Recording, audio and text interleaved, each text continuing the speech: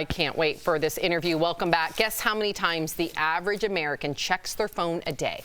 It's almost 100 times. If this sounds like you, stay tuned, because device addiction can actually trigger anxiety and depression. Performance coach Karen Donaldson joins us live to share how we can all have healthier connections with our smartphones. We need you, Karen. Yes. Welcome. Hi, Karen. I am Tori, and I am addicted to my cell phone. And I wanted to actually find out how you can checking them constantly can lead to the depression, the anxiety, and affect our overall well-being, as well as when someone like snubs you while they're on the phone too. I just wanted to know how that leads to that. Absolutely. So when we check our phones consistently or our social media consistently, we create an obsession with that instant gratification, that dopamine hit. And basically, dopamine is that hormone responsible for that feeling of pleasure, validation, satisfaction. However, after that feeling of pleasure, that dopamine hit, there is this calm down. And we do it again and again, and then we become dependent on it just to feel normal. So when we go without it, that overstimulation, people start to feel anxious, depressed, they experience FOMO, and they feel that lonely feeling, and that's how it's connected. That's me. You just described me in a way. I'm so sorry, but this is so striking to me because I get the exact opposite. When I get a bunch of notifications, you don't I'm like it. I don't. I'm like, I want to disappear, I want to disappear, I want to disappear. And I got a second Erica's comment. So why are Erica and I getting the exact opposite of what Tori's getting?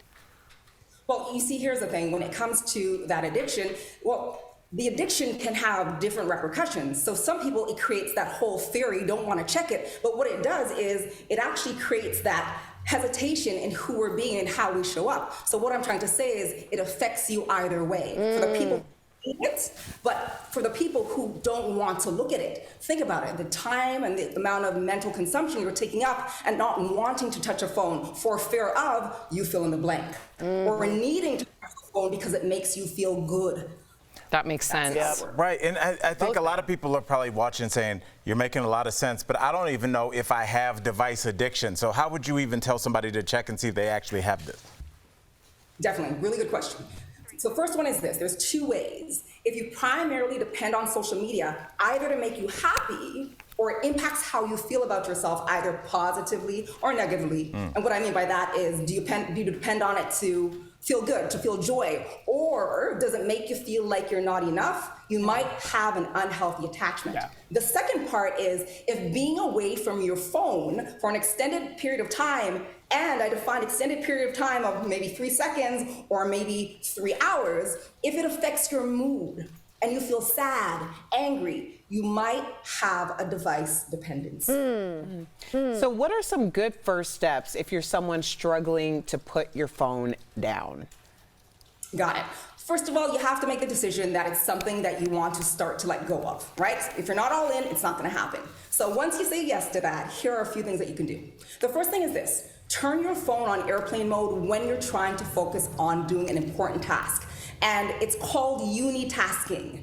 The reality is this: multitasking does not work. We just switch back and forth and we sacrifice quality and efficiency. Research shows that task switching, multitasking, reduces our productivity by 40%. Wow. So although you think you're getting more done, my friends, you're not. So that's one thing you can do. The next one, which you were just talking about, was turn off your notifications, because those constant alerts can create anxiety, and for the other people, it can create fear. So you need to give yourself a break from anxiety-producing stimulation.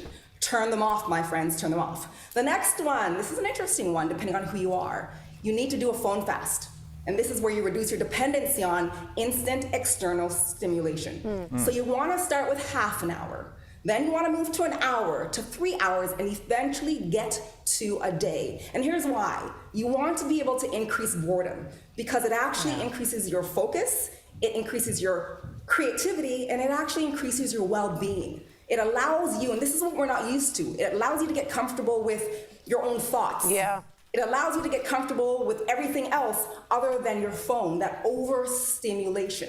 Now, most of us can't even go without our cell phones, and that's okay, but you need to set up designated times to check your cell phone. So maybe 9 a.m. I like that. 12, 12 p.m. and 4 p.m. Here's what it does. Like, I know it can sound kind of counterproductive, but you're training yourself to be intentional with times that you've dictated. So now you are controlling your choices. You're controlling your well-being, and you're less dependent on it, right? So those are a few things that you can do if you want to move away from that device addiction. I like the designated time. That's I'm going to adopt that. That really hit me. I was like, I can do that. Yeah. Karen, thank you so much. DBL Nation, for more coaching, check out Karen's books by visiting KarenDonaldsonInc.com. Thank you again, Karen. We'll be right back. Come back soon.